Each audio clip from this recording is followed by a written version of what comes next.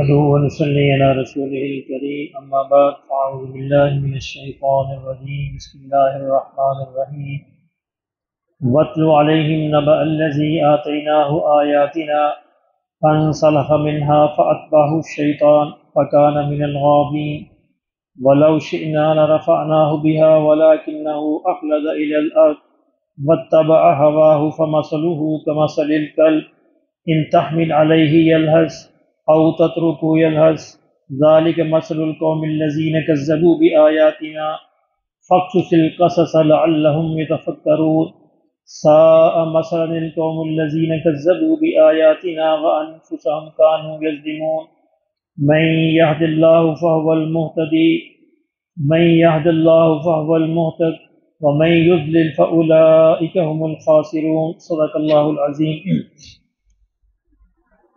ہم نے دیکھا کہ بنی اسرائیل سے اللہ رب العزت خطاب فرما رہے ہیں۔ ان آیات میں زیادہ تر خطاب انہیں سے ہے اور ان کے پس منظر میں پھر باقی انسانیت کو بھی سمجھایا جا رہا ہے۔ فرمایا کہ وَاتْلُ عَلَيْهِمْ نَبَأَ الَّذِي، آپ ان کو اس شخص کی بات بھی پڑھ کر سنائیں، اس کی سرگزشت، اس کی کہانی بھی سنائیں۔ آتَيْنَاهُ آیاتنا، جس کو ہم نے اپنی آیتیں اس کو ہم نے عطا کی تھیں۔ فانسلخ منہا، تو وہ ان کو چھوڑ کر نکل بھاگا۔ فاتبعہ الشیطان، اور شیطان اس کے پیچھے لگ گیا۔ فکان من الغاوین، اور وہ گمراہ لوگوں میں سے ہو گیا۔ اب یہ شخص کون ہے، اس کے بارے میں مفسرین کا دو بیان ہے۔ بعض کا تو یہ کہنا ہے کہ بنی اسرائیل میں کوئی بہت نیک آدمی تھا جس کو اللہ نے تورات کا، زبور کا سارا علم عطا فرمایا تھا، عالم آدمی تھا، لیکن دنیاوی خواہشات اور لالچوں کے پیچھے پڑ گیا اور پڑھتا حتیٰ کہ گمراہ ہو گیا۔ اور یہ ایک مشہور روایتی بنی اسرائیل لوگ اس کو جانتے تھے۔ اور بعض مفسرین کا خیال یہ ہے کہ کسی خاص انسان کے بارے میں نہیں ہے، ایک رویے کے بارے میں ہے جو بنی اسرائیل کے بارے میں یہاں پایا جاتا تھا۔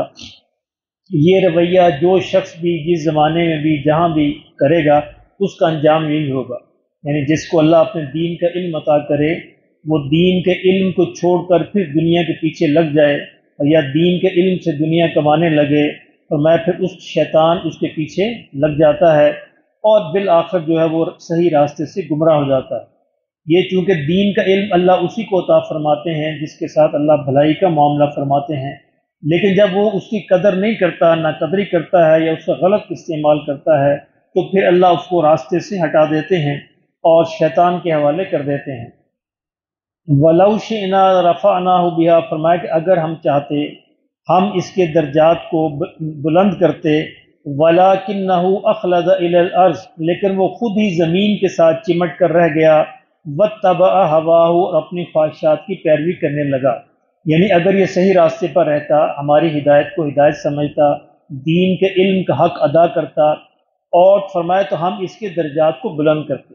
ہم چاہنے سے مراد یہ ہے کہ جو اللہ کے چاہنے کا جو اصول ہے، جو قانون ہے، یعنی جس کے اندر طلب ہوتی ہے ہدایت کی، پھر اللہ اس کے درجات کو بلند فرماتے ہیں۔ فرمایا لیکن اس کے بالعکس، اس کے برعکس اس نے یہ کیا کہ یہ زمین کے ساتھ چمٹ کر رہ گیا، مطلب اپنی لالچ کے ساتھ چمٹ کر رہ گیا۔ اس نے کم تر درجے کو قبول کیا اور اپنی خواہشات کی پیروی کرنے لگا، تو پھر کیا ہو گیا؟ فَمَثَلُهُ كَمَثَلِ الْكَلْبِ، تو میں وہ ایک کتے کی طرح، اس کی مثال ایک کتے کی طرح بن گئی۔ ان تحمل علیہ یلہث، یہ کتے کا حال یہ ہے کہ اگر تم اس کو پتھر اٹھاؤ اس کو دور بھگانے کے لیے تو پھر بھی وہ ہامتا ہے، زبان نکالتا ہے۔ او تترکہ یلہث، اور اگر تم چھوڑ دو نہ تو پھر بھی زبان نکالتا ہے۔ یعنی ہر حال میں کتا اپنی زبان نکالتا ہے۔ تو جو دنیا کے کتے ہوتے ہیں تو اللہ نے فرمایا وہ بھی اسی طرح زبان نکالتے ہیں، ان کو دین ملے نہ ملے، ان کو دنیا کے پیچھے انہوں نے زبان نکالنی ہے، دنیا کے پیچھے بھاگنا ہے، وہ ادھر ہوں ادھر ہوں، تو ان کا جو منتہا ہوتا ہے، مقصد ہوتا ہے، وہ دنیا ہی ہوتی ہے۔ اسی کی طرح یہ ہانپتے کامتے رہتے ہیں اور اسی کے پیچھے ہمیشہ بھاگتے ہیں۔ فرمایا کہ یہ شخص جو تھا، یا وہ قوم یا قبیلہ یا گروہ جو بھی، وہ ان کو اللہ تو چاہتا تھا کہ دین کے علم کے ذریعے ان کے درجات کو بلند کرے، لیکن انہوں نے اس کے برعکس اپنے لیے دوسرا راستہ اختیار کیا، دنیاوی خواہشات کو ترجیح دی، دنیاوی مال و متاع کو ترجیح دی، تو اللہ نے پھر ان کی مثال کتے کی طرح کر دی۔ اس کا اب بھی ہم بھی کہتے ہیں نا اپنی زبان میں، یہ تو دنیا کا کتا ہے۔ دنیا کے کتے سے مراد کیا ہے کہ اس کا مقصد ہی دنیا ہے، چاہے اس کو بے شمار ہم دینی طبقے کے اندر بھی ایسے لوگ دیکھتے ہیں کہ دینی علم ہوتا ہے لیکن اس دینی علم کو بھی وہ دنیا کے حصول کے لیے استعمال کرتے ہیں، اور ان کا مقصد صرف اور صرف دنیا ہوتی ہے دین کے ذریعے بھی، تو فرمایا ان کی مثال کتے جیسی ہے۔ جن کو اللہ دین کا علم عطا فرمائے وہ پھر دنیا کے پیچھے لگ جائیں اور ہر جائز ناجائز طریقے سے دنیا کے حصول کی کوشش کریں، تو اس کی مثال اللہ نے فرمایا کتے کی طرح ہے۔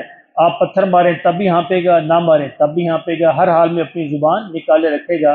تو یہ لوگ بھی ہر حال میں دنیا کے لیے اپنی زبان لٹکائے رکھتے ہیں، جہاں سے بھی انہیں تھوڑا سا بھی فائدہ ملے یہ اس کی طرف لپکتے ہیں۔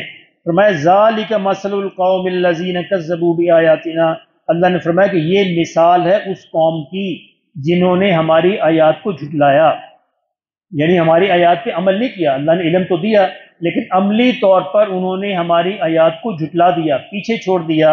اس قوم کی مثال، چاہے وہ قوم ہو چاہے وہ فرد ہو، اس کی مثال کتے کی طرح ہے۔ فَقْصُصِ الْقَصَصَ لَعَلَّهُمْ يَتَفَكَّرُونَ، فرمایا کہ آپ انہیں یہ کہانی، یہ قصے بیان کرتے رہیں شاید کہ یہ غور کریں، شاید کہ سوچیں سمجھیں اور راستے پہ لوٹ آئیں۔ سَاءَ مَثَلًا لِلْقَوْمِ الَّذِينَ كَذَّبُوا بِآيَاتِنَا، فرمایا کیسی ہی بری مثال ہے اس قوم کی جس نے ہماری آیات کو جھٹلا دیا۔ وَأَنفُسَهُمْ كَانُوا يَظْلِمُونَ، اور اس طرح کر کے وہ خود اپنی ہی جانوں پر ظلم کرتے رہے۔ اللہ کا کچھ نہیں بگاڑا، اللہ کے دین کا کچھ نہیں بگڑا، انہوں نے اپنی ہی جانوں پر ظلم کیا، اپنے آپ کو ہی تباہ کیا، اپنے آپ کو ہی جہنم کا ایندھن بنایا۔ مَن يَهْدِ اللَّهُ فَهُوَ الْمُهْتَدِ، فرمایا ہدایت تو اللہ کی ہدایت ہے، جس کو اللہ ہدایت عطا کرے وہی ہدایت کے راستے پر رہ سکتا ہے۔ وَمَن يُضْلِلْ فَأُولَٰئِكَ هُمُ الْخَاسِرُونَ، اور جس کو اللہ ہدایت سے ہٹا دے، گمراہ کر دے، میں وہی نقصان اٹھانے والے ہیں۔ اور اللہ کس کو ہدایت دیتا ہے؟ جو ہدایت کی طلب کرتے ہیں، جو دینی علم کی قدر کرتے ہیں، جو جتنا بھی دین کا حصہ ان کے پاس ہوتا ہے اس پر اللہ کا شکر ادا کرتے ہیں کہ یا اللہ تیرا شکر ہے، تو نے مجھے دینی علم عطا فرمایا، دینی عمل عطا فرمایا، تو پھر اللہ اس کو اور آگے بڑھا دیتے ہیں۔ اور اگر کوئی ناشکری کرے تو پھر فرمایا کہ وہ ہدایت ملی ملائی ہدایت بھی اللہ اس سے چھین لیتا ہے۔ میں ہدایت کو اصل میں وہی ہدایت ہے جو اللہ عطا فرما دے۔ اللہ جب ہدایت کا فیصلہ فرما لیتے ہیں پھر وہ ہدایت کے راستے کو چھوڑ نہیں سکتا، اور اگر اللہ ہدایت کا فیصلہ نہ فرمائے اور وہ شخص چاہے کہ میں اپنی محنت سے، اپنی قابلیت سے، اپنی کوشش سے میں ہدایت کے راستے پر قائم رہ جاؤں گا، فرمایا ایسا ہونا ممکن نہیں ہے۔ اللہ کی مدد مانگتے رہو، اللہ کے سامنے عاجز بن کے رہو، اللہ کے دین کے سامنے عاجز بنو تو اللہ تم سے اپنے دین کا کام لیتے رہیں گے۔ جو اللہ کے دین کے آگے استکبار کرے گا، تکبر کرے گا، تو وہ سمجھے گا کہ میں ہی اس کا حقدار ہوں، تو اللہ پھر اس سے بالآخر اس کو چھین لے گا اور اس کو گمراہی کے اور نقصان کے حوالے کر دے گا۔